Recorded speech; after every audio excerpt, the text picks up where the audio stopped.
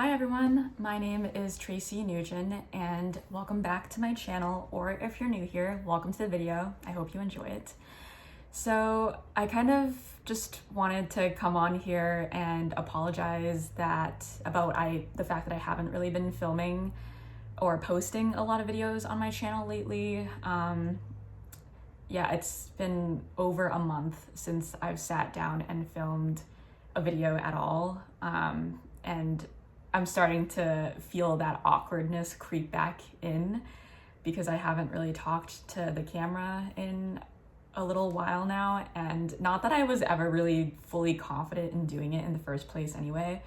But I feel like, yeah, I don't know. I haven't really had much motivation in keeping up with this channel and filming videos and editing and posting and all that stuff. If you have been keeping up with me, I have been posting a lot more YouTube shorts.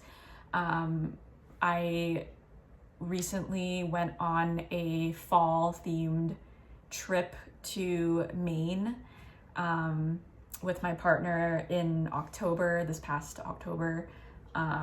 So I've been back for obviously a few weeks now.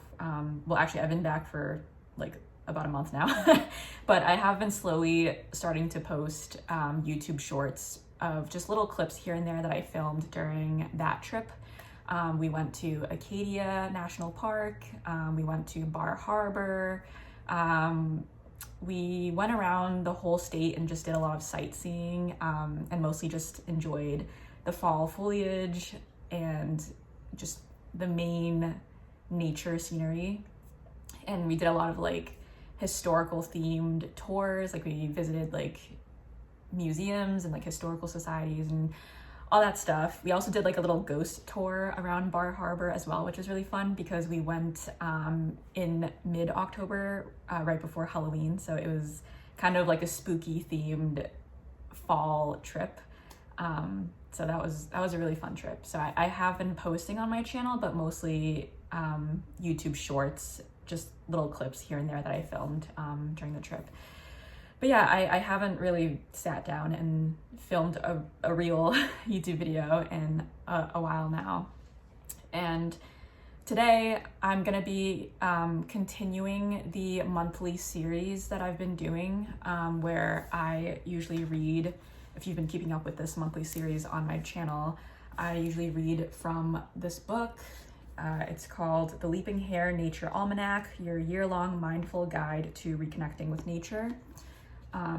So there's monthly chapters in here that I read from, and this is the video for it. And then I also usually read a little snippet from this book as well at the end. And this is called Complete Healing and Natural Remedies, a holistic approach to mental health and healing, natural remedies, foods, lifestyle strategies, and therapies. So I actually got both of these books at Barnes & Noble together. So I usually read them hand in hand in this monthly series that I've been posting.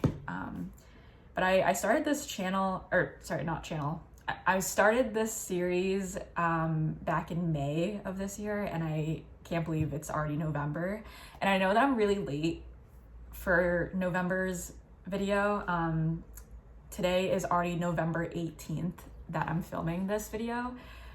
So hopefully this video will go up this weekend because today is a Tuesday, and hopefully I'll have a chance to finish filming this today and then do some editing, make the thumbnail, the title, the description, everything, and hopefully get it up for you guys by this weekend, either Friday or Saturday or Sunday, I don't know, who knows. But I definitely do want to get this video up and running this week or by the end of this week before Thanksgiving next week, if you live in America and celebrate. But yeah, I just kind of wanted to come on here to give a little bit of a life update before I jump into the series, or into the main point of this video for the series. So obviously I haven't uploaded many of these talking videos for a while, and honestly I've gone through a lot of life changes. Like I actually quit my corporate job in in late August, but it didn't go into effect until early September. But I have been working part-time at my corporate job, and I'm still working part-time until December, until next month. So that's one thing. That's a huge life decision that I needed to make and sort of grapple with, and I want to make a whole separate video on that and dive deeper into the details and when I felt like I needed to leave my job for mental health and physical health reasons. And then another part is I've just been feeling really burnt out, and I've been dealing with a lot of depression, like severe depression. I have been seeing a therapist, and that has been helping a little bit, and also just mostly talking to loved ones, such as my grandmother, who I'm very close with, or my mom, or my partner. I'm very fortunate that I have people around me that do love and care about me and my well-being. So it's been nice to be able to talk about my mental state with loved ones, and a therapist, obviously. But it is something that I have been grappling with. I have been dealing with for a really long time now, for over a year now. And when I first quit my job and full-time and then started working part-time, it actually alleviated a lot of that stress and anxiety. And so for a while I thought I was really happy, but then I started feeling more burnt out because I am now a caretaker for my family. I have like aging grandmothers that I take care of, aging parents that I take care of, and I have a nephew and I hang out with to make him feel like he's loved and not lonely, because his parents are separated. So I try to be a good aunt and stuff like that. So I am a full-time caretaker, and I still work part-time with my corporate job until my term ends next month. So I guess I've just been feeling really burnt out, and I have been dealing with severe depression, and I just honestly haven't really had the motivation to keep up with my YouTube channel anymore, especially since, I haven't really been seeing much growth. Not that I only want to do this for the numbers or the stats or fame or whatever. This has always been a passion project, and it always will be. But I think, I'm just at a point in my life where I'm juggling a lot on my plate, and keeping up with this channel is kind of just another thing on my to-do list that I dread almost. And I actually had to force myself to sit down and film this video because I feel like I'm very anal, and I just really want to keep up with this monthly series, and I don't want to let it fall through the cracks and give up and be like a month or two behind, because this is a monthly series. So I have to, put out a video on this topic every month. So I just don't want to fall behind, and I don't want to have to wait all the way until next November to film this video. So I really did force myself to just at least try and sit down and just hit the button on my camera and start filming, even if I don't know what to say, or even if I start rambling like I am now. I think progress is better than perfection. And I feel like as a perfectionist, I've always wanted all of my videos to obviously be perfect and be exactly how I like it. But I don't know. I literally just threw on this shirt and hit record on my camera. I didn't really plan what I was going to say. So yeah, progress is better than perfection.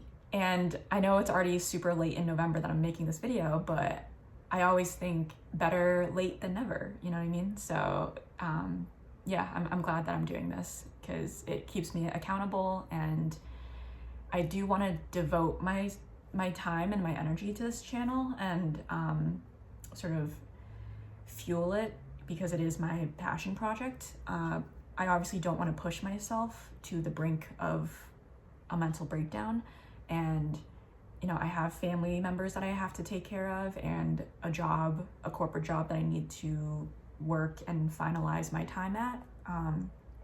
But obviously this channel also means a lot to me. So I don't want to put this on the back burner. So thank you for your patience with me. And also, as you can tell, I chopped my hair off. I feel like it's just so refreshing. It's a bob haircut, so it's very short. It's like sort of up to higher up on my neck. Obviously you can tell, but I love it. I love having short hair. I used to have short hair back when I was in high school and like early college, but I decided to grow it out really long throughout like college and grad school and throughout my like early 20s and stuff. I'm 25 now, but I felt like I needed a change and I wanted to tap back into my inner child, my inner teenager again, and I decided to chop all of it off. So this is the shortest length of hair that I've ever had in my whole life. Well, maybe not my whole life, because when I was like a baby or a toddler, it was really hard for me to grow out hair. So I didn't really have long hair, obviously, as like a toddler or anything, but it started to grow out more as I became like more of an adult. But this is the shortest length I've ever chopped it willingly. So yeah, I'm super happy with how it looks. I feel like it kind of makes me look more like, I don't know, like youthful. I'm not saying that I want to look younger than my age. It's more of just like I want to tap back into my younger self again, and feel that sense of aliveness and that spark. I want to regain my spark, and you know, I want to romanticize my life more, because I feel like that's sort of the whole point of this channel, is me trying to reset my life and start over and romanticize the little things and take you guys on this journey with me. So I know that a single haircut isn't gonna fix all of my problems and isn't gonna completely fix my mental health, but it really did feel relieving, and I do feel happier just chopping all my hair off. It's very easy to maintain now, and I feel like I'm a very spiritual person. If you've been keeping up with me for a while, you would probably know that. But I feel like hair and clothes and just your atmosphere, your space around you tends to hold a lot of energy and memories. And I've had long hair for so long now that I just knew I wanted to chop it all off. It just felt like it was the right thing to do, just to kind of feel a sense of aliveness again and start over, like a new beginning. So it's very refreshing. Anyways, yeah, so that was sort of my life update. I do want to make a separate video talking more about, you know, what I do in my day-to-day, and, you know, have a more in-depth life update video. But honestly, with the holidays coming, I don't know when or at all, if at all, I'll ever be able to film that video. But for now, I do want to get started and start reading from this book, just to continue on with the monthly series. So obviously, even though I'm very late, this month's chapter is for November. And so I'm just gonna start reading. November. Time to be curious. Notice the wildlife, fauna and flora that flourish all year round. So that was the introduction. And this is the beautiful picture. It's so pretty. I know I say this in every video every month, but I just love the illustrations in this book. It's gorgeous. Okay. So the first section is all about growing apple trees. Apples are probably the most common fruit tree to be planted in temperate areas, partly because they are easy to grow and produce well, and there is a huge number of delicious cultivars to choose from. Dwarf varieties can be grown in containers or small spaces. Planting tips. To get the soil right before planting, dig the ground over and remove weeds, and then prepare a planting hole a bit deeper than the tree roots so that the graft union, where the rootstock meets the top growth, usually visible as a small bulge, is just above ground level. Water in well as you backfill and firm around the roots with your heel. Finally, add a mulch of aged compost around the tree. Cultivation. Keep well watered in the first year after planting, even if the weather is cool. Once established, trees on all but the smallest dwarf stalk, or those in containers, should cope without watering.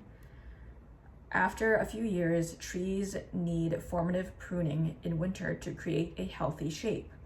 Remove crossing or wayward branches and shorten new roots by half or 1/3 to encourage production.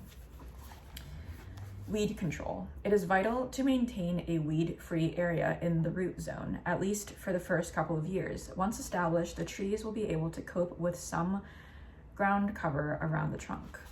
Harvest.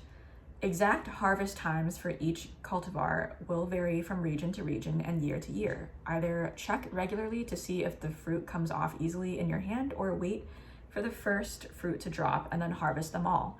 Keep records to make life easier in future years. So the lifespan of these apple trees are many years, and bare root plants are planted in late autumn or early spring. These apple trees grow in any fertile, well-drained soil. A tip: use a dwarf tree for container growing, or else the tree will quickly become root-bound. Feed annually when the leaves begin to grow and keep the soil just moist. So that's how you grow apple trees. A little fun fact is I grew up having pear trees in the side of my house, sort of near the backyard, and I loved having pear trees. It was already there when we first moved into this house, and I loved it. Every spring it would grow these beautiful white flowers, and then it would obviously grow into becoming pears, and we would harvest them and we would obviously eat them, or we would make pear wine by just letting them ferment. So yeah, it was really cool, but sadly the pear trees just haven't been growing pears anymore in recent years. So that's very unfortunate, but I did grow up having pear trees sort of in my backyard area, which was really cool. So I don't know, maybe I'll try to convince my dad to regrow pear trees, or apple trees in this case, because I think it is really cool to be able to garden and grow your own fruits and vegetables and fresh produce. Okay, so the next section is called Plant Knowledge: How the Age of a Tree is Calculated. So that's cool. Early in the 20th century, an American astronomer, A.E. Douglas, from 1867 to 1962, invented the science of dendrochronology when he correctly predicted historic climate patterns and solar activity would be reflected in tree rings. He demonstrated how a damp, warm year will produce a wide ring, whilst a drought results in a very narrow band. Occasionally, a particularly bad summer means the growth ring is absent. In other words, the ring pattern is effectively a barcode and can be read, quote unquote read, against a scientific database of tree cross sections. Scientists can tell how old a tree was when it was felled, and can even determine exactly when it was growing at any point over the past 26,000 years. Growth rings are most easily viewed by taking a horizontal cross section through the trunk. This is possible with a fallen tree, but not a method to contemplate with a prized veteran. These bands are the result of each year's spurt of new growth. The inner lighter ring is formed in spring when growth is comparatively rapid. The outer part, or summer wood, is denser and darker because it is produced more slowly. Okay, so here is the picture or the diagram of the rings of a tree. So we have the outer bark, the inner bark, cambium, heartwood, annual growth rings, and sapwood. So, very cool.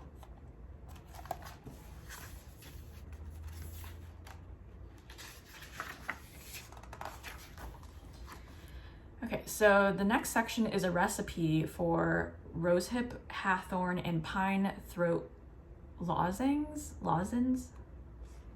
I don't really know how to pronounce. I know it's backwards. Oh my gosh, I'm so sorry. But the last word, lozenges, I don't know. I'm sorry. I'm really bad at reading.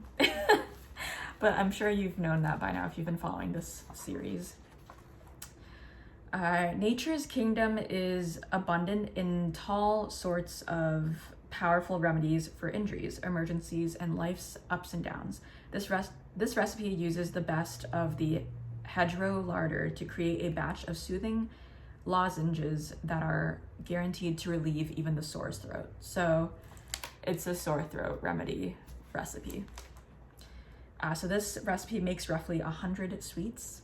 Ingredients that you'll need are 3 generous handfuls of fresh rose hips, 2 generous handfuls of fresh hawthorn berries, up to around 500 grams or 2.5 cups of sugar, up to around 500 grams or 1.5 cups of golden syrup, 50 milliliters or 3 tablespoons, plus 1 tablespoon pine tincture, and 20 drops of lemon essential oil.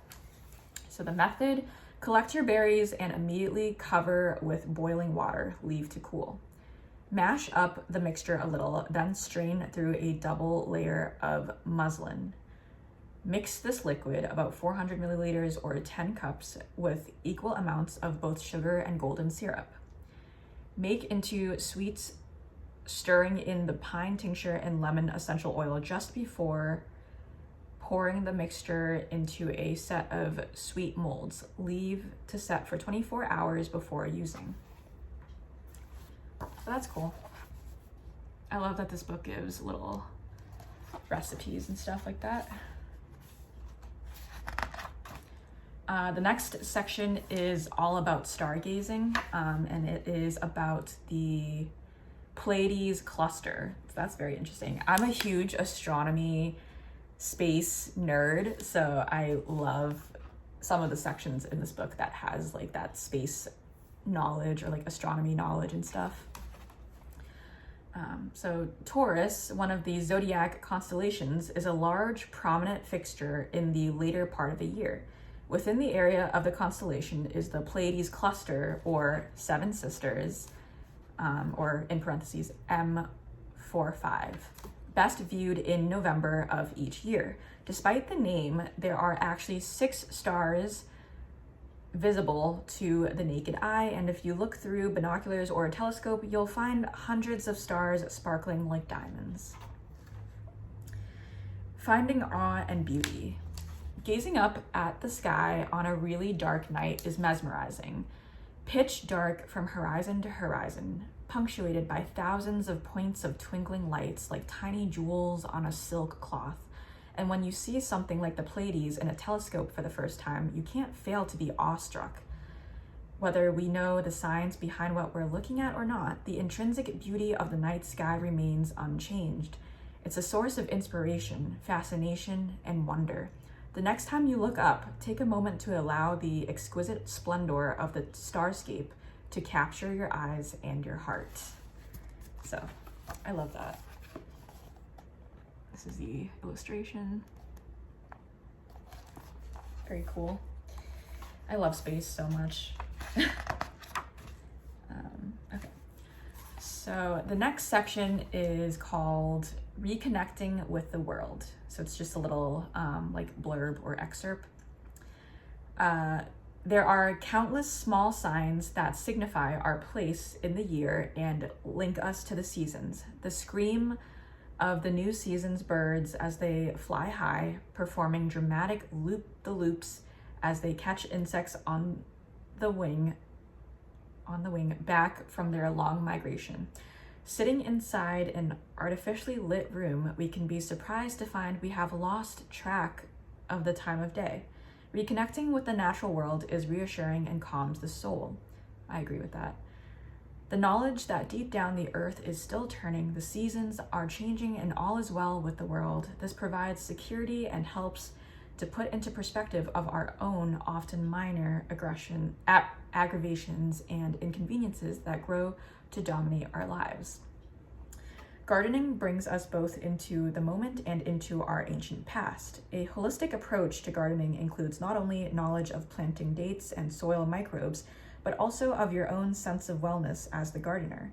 It's all interconnected, like plant roots beneath the soil. We each grow in our own time. So I love that little excerpt. This is the illustration. It's very true. I think we all should reconnect with the natural world as much as we can. Yeah, I don't know. I think it's really great for our mental health. The next section is called An Appreciation of Leaves. In spite of their importance to life, their abundance, and their presence over a large proportion of the year, leaves are perhaps the least appreciated part of a tree. We often talk of beautiful flowers or wonderful bark, but leaves are generally accorded a mention only for their brief but often spectacular autumn colors. Leaves are all around us. We see them every day, but do we really look at them? Too many of us, a leaf is just that, a leaf. But the leaf of every species is different in one way or another, not only in the shape, but in many other respects too. In some cases, the differences may be small, but noticing them is just a matter of training the eye. The first thing to do when identifying a tree is to turn a leaf over, since the lower surface holds most clues as to its identity. First-hand knowledge of what the leaf looks like and how it smells can be recalled when the tree is seen again. These features help us to put together a character for each tree, which might also include such things as how its leaves are held and how they reflect the light. We are all very good at recognizing very small facial differences, and the same process can be applied to trees and leaves. Looking at features that may not be obvious at first glance is also important for identification. With a good handheld lens, it is easy to see if the hairs are star-shaped or if there are glands on the leaf stalk. We can perhaps imagine ourselves as an insect pushing through the matted hairs on the underside of the leaf. Let us also enjoy and appreciate leaves for what they are. They show us the first signs of spring as buds expand and finally burst into sprays of soft young foliage. In summer, they cool us and shade our streets from the hot sun, whilst in the autumn they give us unrivaled displays of color which herald the approach of winter. This is not by accident, still less for our benefit, but is part of the working of the plant as a whole. Leaves have a very important function to perform and spend their short lifespan producing energy for the tree and releasing the oxygen that is essential for life on Earth. They should be appreciated for their beauty and efficiency too. There is more to a leaf than meets the eye. Very true. I think what I also really like about this book is that it kind of puts things into perspective and reminds you to appreciate the little things just all around you, like especially in nature. I feel like we tend to take nature for granted a lot. So I like that this book really helps ground us. So yeah. Okay, so the next section is a meditation called Breathe with Nature. So if you want, you can close your eyes and just listen with your ears, or you can keep them open. It's up to you. Whatever works. Okay. Some of the pleasure of walking in a forest is the way it demands that you look. Sorry, let me start over. Some of the pleasure of walking in a forest is the way it demands that you look about you in every direction, peering up, down, around, and deep into its depths, not because it is scary, but because it is a three-dimensional experience. The canopy above your head is as interesting as the ground beneath your feet. The undergrowth and ferns close by the path are as eye-catching as the trunks of the trees. Strands of straight timber, like the pillars of a great cathedral, reveal intriguing caverns of space, dark and mysterious. The walker can't help looking between and beyond the brush, the branches, and the trunks, probing the half-light and the shadows. One instinctively walks slowly through a wood or forest as though venturing onto hollowed ground. There is so much to take in, the senses alerted from every direction, the smell of loam and rotting leaves, the noisy clatter of a wood pigeon flying off, the crackle of broken twigs as some startled creature, glimpsed for a moment in the dappled light, disappears into the dense undergrowth. Find a place to stop, get intimate, feel the texture of a tree trunk, the smooth flanks of a beech, or the rough, spongy, and punchable bark of a redwood. Breathe deeply and inhale the smell of the humus on the forest floor. If possible, find a place to sit, a log perhaps, or if you are lucky and you are walking the forest path in a park, there may be a bench. This would be a good spot to do a mindful breathing exercise. Take time, recognize any distracting or troubling thoughts you may have, acknowledge them and let them go. Focus on the air as you inhale slowly, opening your lungs, then exhaling without effort.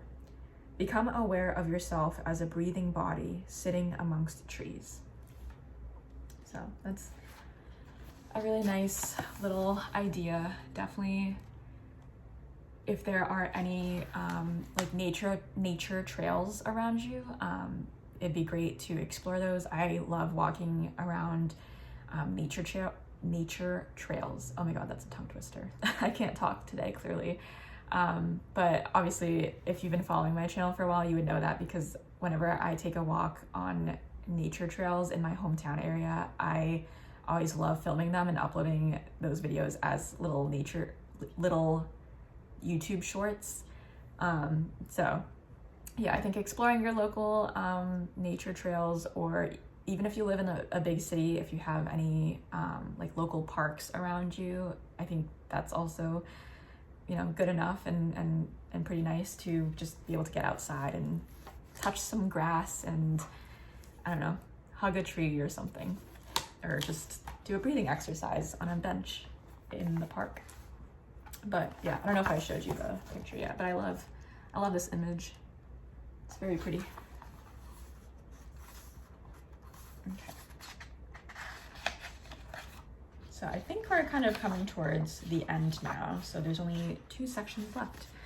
Okay, so the next section is a ritual called letting go. It's unusually easy for a gardener to clear away old leaves, stalks, and rotten fruit from the garden. We know that clearing spent plant matter reduces the risk of undesirable fungal infections, insects, and vermin. We toss the old matter into the compost to be transformed into nourishing new soil. Clearing accumulated stuff from other areas of our homes, however, is often harder for us to do. This may include things and situations both. What do you need to release from your life? Let the energy of the garden guide you. Just as you get rid of old plant matter to prepare for the next season, let yourself release old things. Write in your garden journal about how letting go frightens you. Sorry, I don't know if you can hear the construction noise outside, but it's kind of distracting as I'm reading. Write in your garden journal about how letting go frightens you, and also how doing so will make space for new growth in your life. What do you need to release and let go? What is keeping you from doing so? So those are kind of just little journal prompts down here. But I love this section. I agree. I think, you know, if you garden, it's easier as a gardener to make way and clear and get rid of old plant matter, to make space for new season's growth and offerings. But I think as humans and as individuals, especially in this day and age, it's harder for us to let go of things that is weighing us down. So yeah, let this be sort of like a meditation or a reminder, sort of inquiring you to think about what is it in your life that you need to let go of, or what's holding you back from not being able to let go of that person or situation or relationship or tangible objects in your house, or I don't know, just anything in general. Like, I let go of my hair and chopped it all off, and I've never felt more free. So I highly recommend that if you're not afraid of losing your hair. But hair grows back, and it's healthy to get a nice trim or a chop here and there. So it kind of releases that old dead energy, the dead ends of your hair, and sort of prompts it to grow out more and have a healthy, stronger, vibrant hair. But yeah, it's a very refreshing feeling to chop all your hair off, especially if you've been sort of in a slump like I have. Okay, so the last final section of this November chapter in this book is called Plant Knowledge, Nature Knowledge.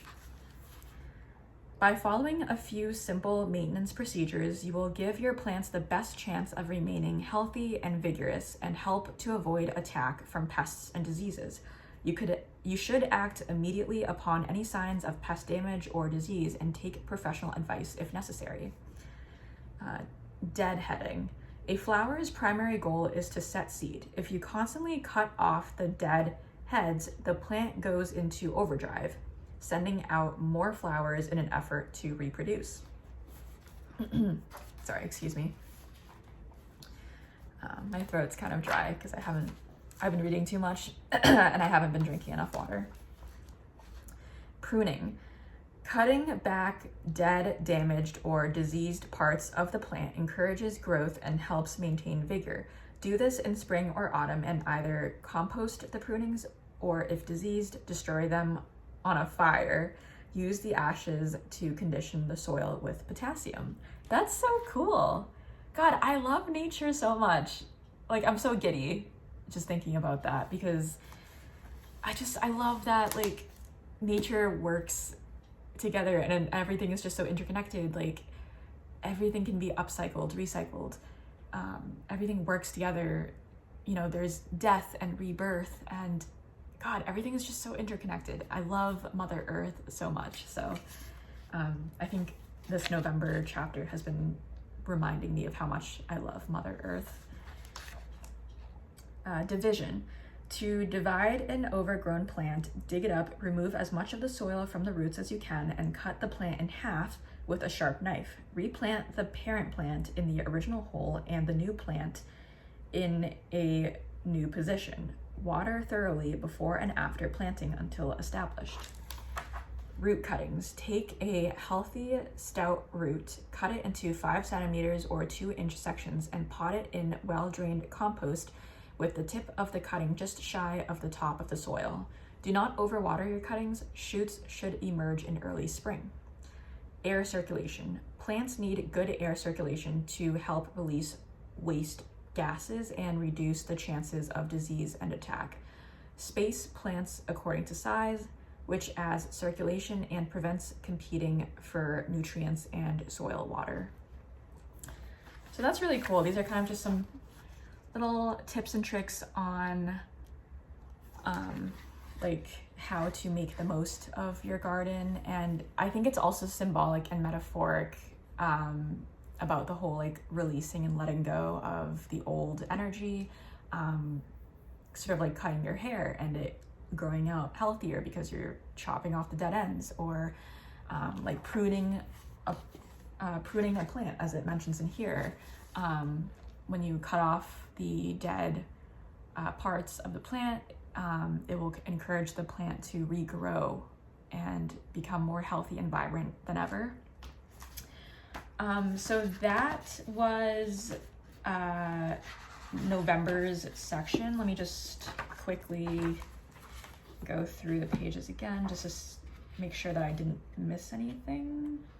Let's see. Oh, did I miss? Wait. I missed a section. One of the sections that I missed is also called plant knowledge, varnish tree. So it's about varnish trees. The varnish tree, which is also known as the lacquer tree, is a deciduous tree with a broadly columnar habit. It bears its small yellow-green flowers in late spring to early summer.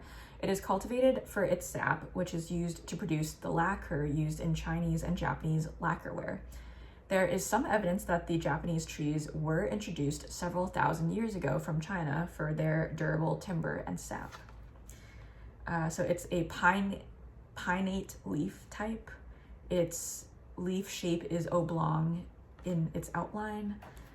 Its leaf size is 35 times 20 centimeters or 14 by 8 inches. It has an alternate arrangement. Its bark is dark gray, fissured with age. Its flowers are small and yellowish green in large axillary panicles to 30 centimeters / 12 inches long. Its fruit are small, resinous, bluish white, drupe about 7 millimeters / 1/4 an inch across in large pendulous clusters. Its distribution is across East Asia and India. Its habitat is forests on hills and mountains. Really cool.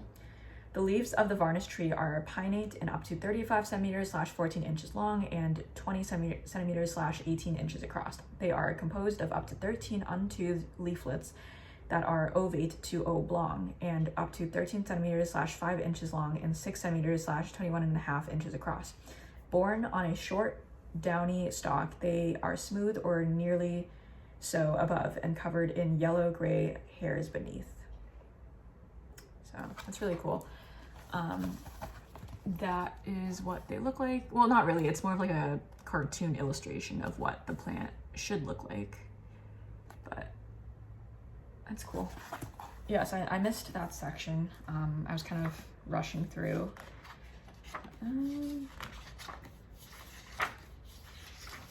Let's see. Vendor. Sorry, in the meantime, you can enjoy some ASMR of me turning and flipping book pages because I'm not gonna edit this part out. I'm just, again, skimming through if I've missed any more sections before I move on to the next book.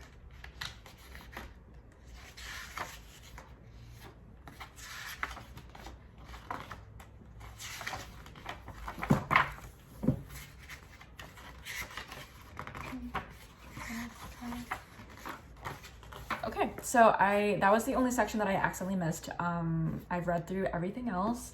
So that concludes November's chapter from this Nature Almanac book. So I know this video is running on pretty long, but I'm just gonna read a little bit more from this book just to close out this video for November. So the section that I plan on reading from this book is an introduction called What is Mental Wellness? There are many facets to our mental wellness. It is very clear that being mentally healthy is more than just the absence of feelings such as sadness, worry, or insecurity, and it is also about more than just being happy. Mental wellness is about our ability to cope with both good and bad times, to realize our own potential, to engage with and feel connected to others, and to make our own unique contribution to the world. Developing strategies.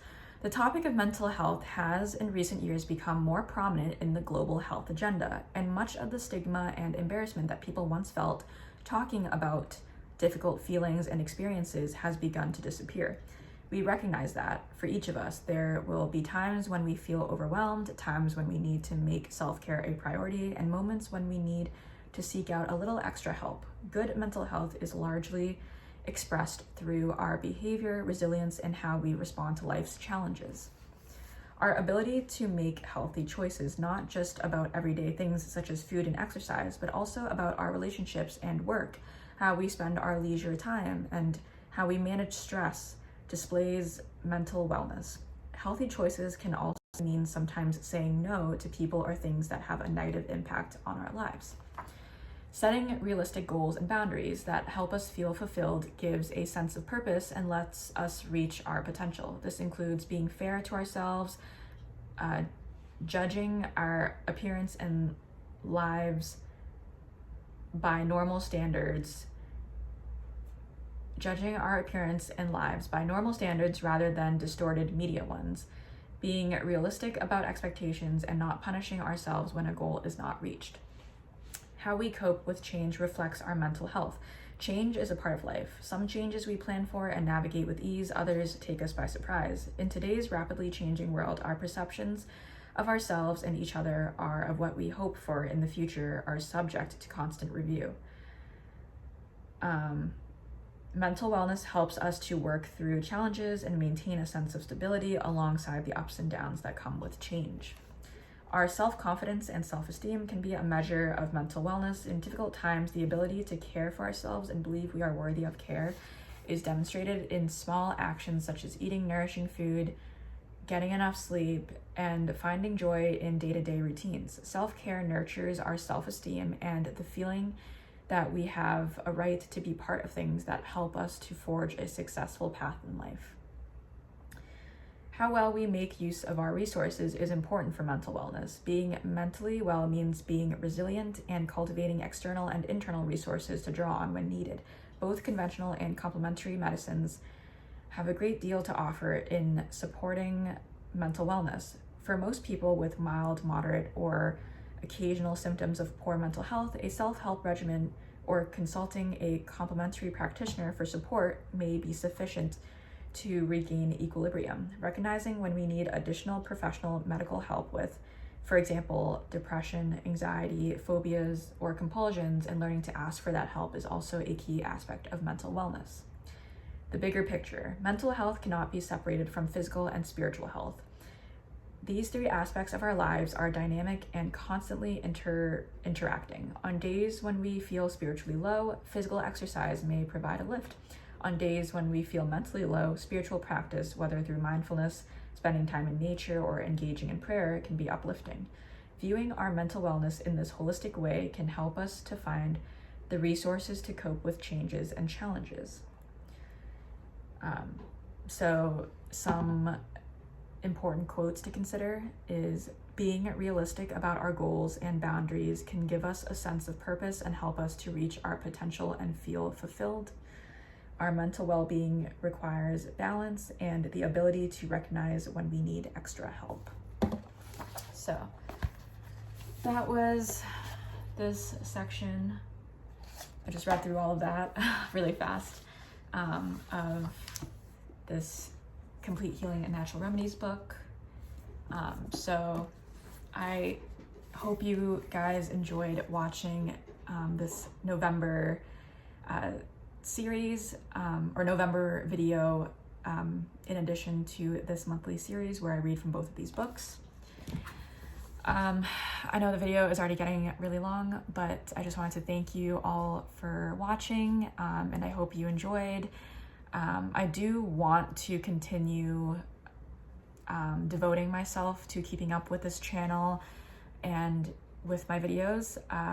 I can't make any promises that I'm gonna be completely active as much for the next, few weeks or months. I'm very busy, especially during the holiday season, and also, with family caretaking and finishing up my corporate job term. So yeah, I can't make any promises that I'll be more active, and I apologize for that, and I apologize for not being as active recently. But that's life, and I just wanted to come on here and, discuss that with you guys and express my gratitude for everyone who has been sticking around regardless of my inactivity, and for future viewers who eventually stumble on this channel. But I am very excited about this channel and the future trajectory of where I want to take it, especially since I did leave my corporate job. That was very stressful, and I do want to make a video about that. And I'm excited to just embark on a self-love and healing journey, and I can't wait to take you guys with me. You know, what's funny is I feel so much lighter now. Even though I am dealing with depression and burnout from, you know, caretaking and finalizing my job term towards the end of the year, I do feel a sense of lightness within me. And I feel like when I first started this channel, I was a very spiteful, stressed out person, and I don't want to come across spiteful anymore. I know I made some previous videos about critiquing modern feminism, and although I do still have my gripes with modern feminism and like the negative mental health effects of, you know, the movement nowadays, I don't want to continue carrying that negative energy into my videos and onto this channel anymore. I think I want to start over and start fresh and sort of take this channel in a different direction and not show up so angry and spiteful anymore, because I've decided that I want to live my life however I want to live it, and so be it. And I hope to encourage you guys to do the same. So thank you again so much for watching. I hope you enjoyed this video, and I have some other videos as well on my channel for you to watch. But yeah, thank you again, and I hope you have a great rest of your morning, noon, afternoon, evening, nighttime, whenever it is you're watching this. And I will see you in the next one. Bye.